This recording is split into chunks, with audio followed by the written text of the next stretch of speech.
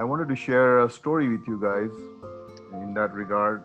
After I graduated from my master's engineering school, I got my first job, right? And things were kind of shaky when I started working with this company. And very soon, in one of the companies, I just had to say what was on my mind. And in the group meeting, I spoke up my mind. I strongly believe that you should speak what is on your mind. And obviously, it doesn't mean we have to intentionally offend people or intentionally criticize and put others down. It's strictly, being fearless to speak up. And I did that, and I got fired. you know. But I swear to God, if I wasn't fired, I wouldn't be where I am today, you know. And I'm still glad that I spoke up my mind in that meeting. That made me emotionally strong, mentally strong, and obviously financially strong because today I have my own business and I work 80, 90, sometimes 100 hours a week. But it's really a blessing that I'm able to work that hard. Sensitivity equals poverty, strength equals prosperity. That's the moral of my true story. That if I was sensitive to what others will say and what's gonna happen to me if I spoke up my mind, I wouldn't be where I am today.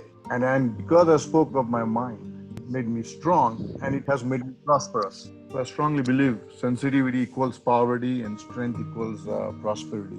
The point is, in our meetings, I'll be, ranting sometimes, getting upset sometimes, because I believe in speaking my mind.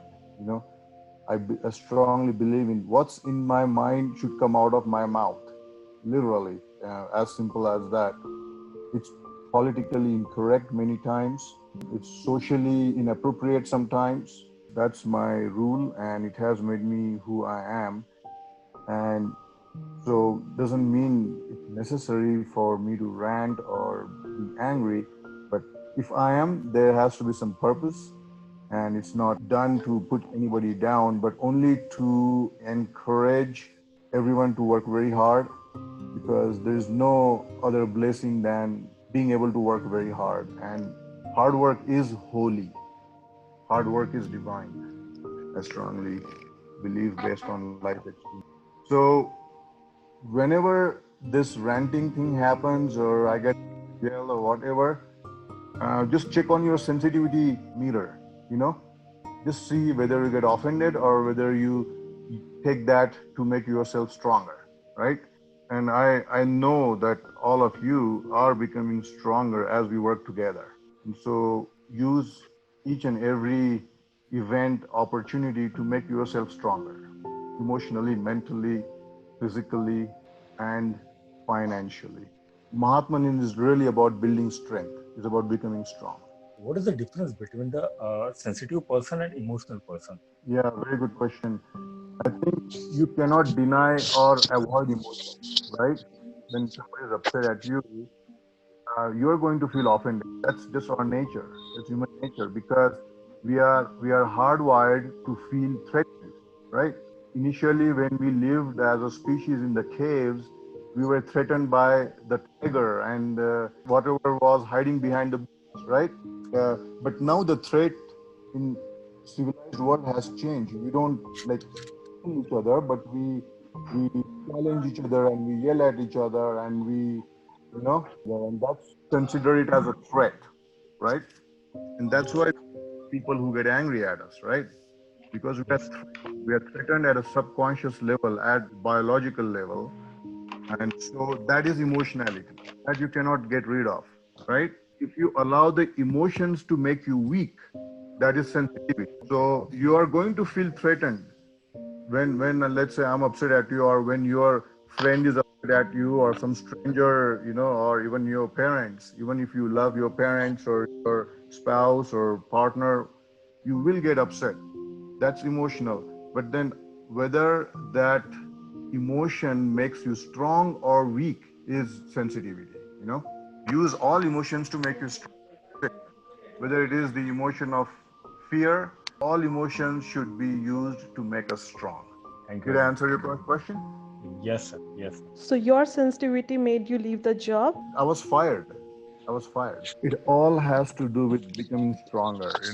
Seriously, if there was one word to describe our practice, Mahatman practice. It is easy to follow this in our professional life for me, basically, but it's really difficult to follow that in my personal life because there your near and dear ones are involved, and when you say or speak out on something that you do not like, or something that you do not accept what is happening, it somehow hurt their feeling, or they cannot take it positively or in good spirit, so the relationship gets scarred many times. So how to go about this in our personal life? My advice applies across the board, personal, professional, social, everywhere. And this is the way to really test on your fears. This is really a great way. Speaking up your mind is a great way to deal with your fears. Most of the times we will hold ourselves back. I call it fake humility. And I see that a lot in many cultures, a lot of fake humility. And that's not going to make you Mahatman or strong, you know? So never hold yourself back, speak your mind, and that's how you become strong because the more you speak your mind, the stronger you're going to become. So, what does speaking up your mind comprise of? Because many a times, what I feel is that people just give aggressive reaction, or which may look like speaking up his mind, but it is not so. So, when you say so, does it mean that you should think, understand, and speak out whatever you feel, right? Or speaking up mind can be very much spontaneous too, which can end up having an aggressive reaction, which you later on may end up regretting. Basically, we have a misunderstanding in our culture and just a social, modern social framework where we think angry communication is aggressive communication, and it is not. We are brainwashed to think that angry means aggression, and that's totally false. Basically, when somebody is not allowing another person to give their viewpoint, when someone is basically having their own way and not taking anybody's opinion. For example, like if I were to tell you, you guys do this, and I don't want to hear anything back from you, you do what I tell you to do. In fact, I didn't say that. Instead, I said that we all should speak whatever is on our mind, that what is on our mind should come out of our mouth. And so, but aggression is exactly opposite to that. It does not allow for free expression, freedom of expression. And another point about anger itself is that there is appropriate anger and there is inappropriate anger. Some cultures completely push out anger from the expression spectrum, especially in patriarchal societies where there is separation of the young and weak. They will badmouth anger, but anger is not inherently unwholesome. It's neutral, So that's why there is appropriate anger and there is inappropriate anger. Communication is about conveying the message. If intensity is required, then it is conveyed with intensity. If urgency is required, it is conveyed with urgency, but it is never conveyed half-heartedly or with any trace of fear or any desire to please others. Obviously, we are not purposely displeasing anybody. We are not purposely insulting anybody. That's never allowed and never a Mahatman style of communication. We should never try to insult anybody or displease anybody, but neither we please anybody. So we say what we need to say, not what others want to hear. What our post is saying, that sensitivity equals poverty, strength equals prosperity. So don't use sensitivity when you are communicating. Use strength. Strength doesn't mean you are trying to overpower anybody. Strength will reflect in your message, when there is clarity, when there is honesty, when there is authenticity, it will be reflected in your communication. So always use strength and not sensitivity. This is kind of anti-cultural and little bit normal in some way, but that is the Mahatman way, that not sensitivity but strength is how we communicate. And I don't know if you heard about Steve Jobs or some of these extraordinary people, including Elon Musk. I think somebody was, one of these people were asked, why are you such an asshole? That was the question asked. And so the answer was, I think it was Steve Jobs or Elon Musk, I can't remember who answered it, but they said that if you like me, then I have not done my job. That was the answer.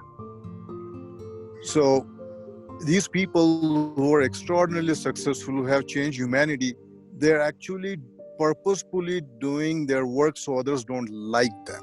To that extent, they are fearless. To that extent, they are strong. Doesn't mean they are purposefully wanting you to hate them. Their point is that you just gotta say what you gotta say, and not worry about whether other person is liking you or not. They are going to the extent of saying that if you like me, then I have not done my job as a leader. That's what they're saying. Although I'm not very sure about that style of leadership, the point of the matter is we really should never ever try to please others or try to restrain or constrain or limit ourselves because we are too sensitive or we're feeling that we are hurting others. If the intentions are right, if the message is clear, if there is authenticity, then it will have an impact.